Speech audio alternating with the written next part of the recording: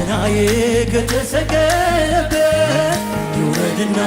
ከኔ ልገኝበት ሁኔታው ሳይቀያየር አውቅበት ላንተ መዘመር በገናዬ ከተሰቀለበት ይውረድና ከኔ ልገኝበት ሁኔታው ሳይቀያየር ምስጋና ምስጋና ለስሜ ምስጋና ለክብር ይገባሃል ጌታ አይጓድል ምስጋና ምስጋና ለስሜ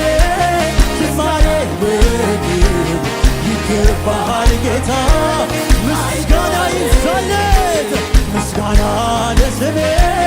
ምስጋና ለክብር ይገባሃል ጌታ